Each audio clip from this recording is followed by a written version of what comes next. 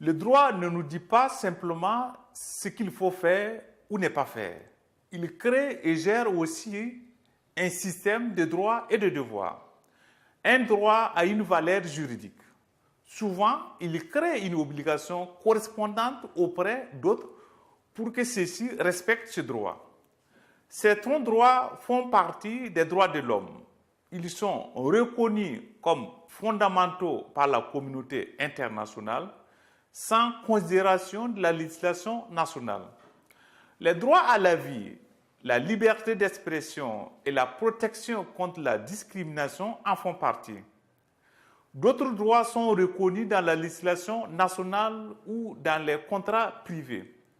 J'ai droit d'accès à tout ce qui m'appartient, le droit d'agir de certaines façons et le droit de prendre certaines décisions.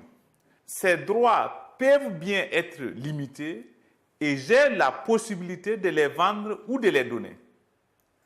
Généralement, je ne peux pas utiliser mes droits de manière à porter atteinte à ceux des autres. J'ai le droit de faire des grands mouvements de bras, mais je n'ai pas le droit de le faire si cela m'amènerait à frapper mon collègue en pleine figure.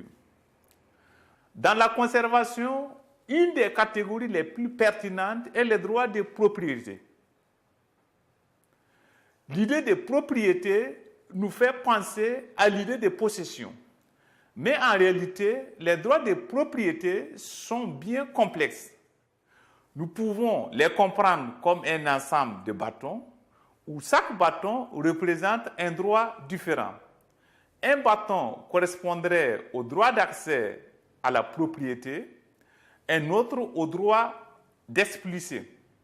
Un bâton correspondrait au droit d'utiliser les ressources se trouvant sur la propriété, un autre au droit de les vendre. Il existe un droit d'habiter sur la propriété et le droit de la développer. Différentes personnes ont le droit d'accès à la même propriété. Une personne peut avoir le droit de cultiver la propriété, tandis qu'une autre a le droit de la traverser pour accéder aux prairies ou aux champs. La propriété peut être possédée par une tierce personne ou par l'État. Le concept de propriété est étroitement lié à celui du régime foncier. Le régime foncier décrit l'obtention des droits liés à des terres ou autres ressources par des personnes ou des groupes. Une personne peut louer un terrain pour une période donnée. Ce type de régime foncier entre dans le cadre du bail.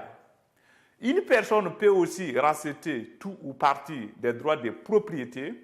Il s'agit dans ce cas de droits de pleine propriété.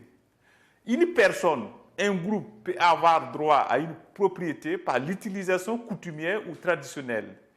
Il s'agit du régime coutumier. Des droits peuvent même être alloués par le gouvernement sur la base des besoins. Le régime foncier peut être public ou privé, individuel ou commun. Les règles du régime foncier peuvent provenir de différents ordres juridiques et il peut y avoir des problèmes, notamment lorsque les règles du régime foncier établies par un régime particulier ne sont pas reconnues par un autre. Par exemple, lorsque le régime foncier des droits coutumiers n'est pas reconnu par les droits modernes. Les droits de propriété ne sont pas le seul type de droits importants pour la conservation. Certains droits sont liés à des ressources spécifiques comme les droits concernant l'eau, les minéraux et la pêche. D'autres droits sont liés à la participation, l'information et l'accès à la justice. Ce sont des éléments clés de la bonne gouvernance.